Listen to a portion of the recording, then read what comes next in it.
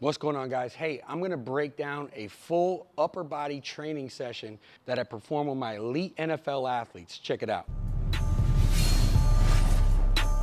Yo, what's going on, guys? Chris Barner here, Overtime Athletes, and for today's video, I wanna break down a full upper body training session that I performed with my elite NFL athletes. Let's get into it. So first and foremost, when we got done basically our speed training, we walked into a movement prep for the upper body. So I want to get them to basically prime and prep the shoulders to be able to then start our push and pull complexes. So we started off with some simple basic corrective mobility, right? We focused on some prone black burns to really be able to draw that scat back. Then we worked through some swimmers to be able to work through that range of motion. And then we finished off with a little bit of T-spine mobility.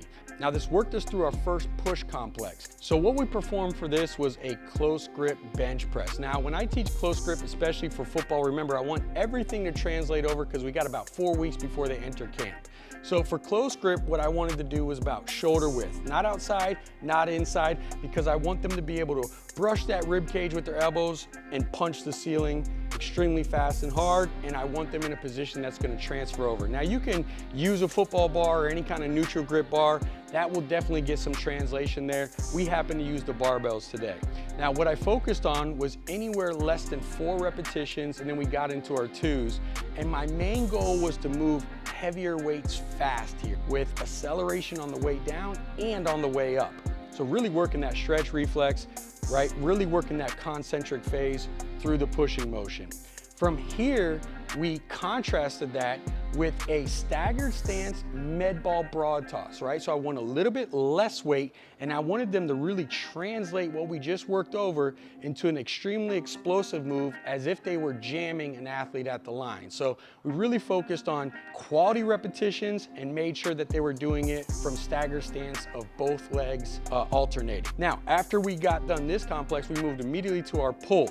And just like our push, we went ahead and did a contrast set. So what I started off with was a 1-arm row. Now I instructed these guys to go as heavy as they possibly can. I didn't really care about form. I rarely do that, but with these guys, I've been working on with them for a while. I got a good handle on them. So I know that they were gonna get that heavy stimulus. Plus we can get that trunk involved and we're on our feet. Immediately from here, we're gonna contrast this with a staggered stance, anti-rotation, so no rotation in the trunk, speed pull, right? So this is gonna be basically a low speed band row, if you will. But they're focused on taking the grip out of it, wrapping around the hand, and focus on relaxing the neck and driving that elbow back as fast as they possibly can. Again, taking that heavy movement, contrasting it down to a fast speed movement. A lot of guys that I see noticeably, they don't really add the time to be able to work that speed component of the pull, and I just wanna make sure that I can work through both heavy, slow movements,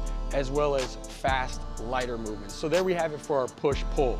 After that, we got immediately into our shoulder complex. Now for today's shoulder complex, I had them perform a staggered stance, curl to press. Now this can look kind of like a clean and press because they're doing it with dumbbells, but the whole goal is to get them basically working through the balls of their feet and then they get the weight overhead. I don't want them flaring the elbow. I want them being able to go straight up in this motion right here. And then we went and did a little bit more detail work and supersetted this with a rear delt raise, a chest supported or inclined rear delt raise with external rotation to kind of work those finer detailed muscles. Now after they completed this, we moved right over to their final auxiliaries, which is gonna be their trunk and their triceps. Now, for triceps, we kicked off, we just did a band tricep extension. Essentially, I had them do high reps on this and I wanted them to go for a little bit more speed, making sure they work that elbow flexion, elbow extension through the full range of motion and really lock out. Now for their trunk, I wanted to get a little bit more integrated. I kind of went into my bag and pulled out a couple more things that I usually don't do. So first one we did was a club pullover, which is basically a deceleration movement for the trunk. So essentially what they're doing is they're taking that club bell and they're flipping it and they're pulling it down as fast as they can, right, to about shoulder height, and then they have to decelerate that with their trunk or else they just collapse forward. okay? So it's a little bit more integrated, incorporates a little bit of that pullover movement, a little bit of shoulder stability, but really tackles and focuses on the trunk. If you've ever performed those, you know exactly how they feel when you perform them when it comes to training that core.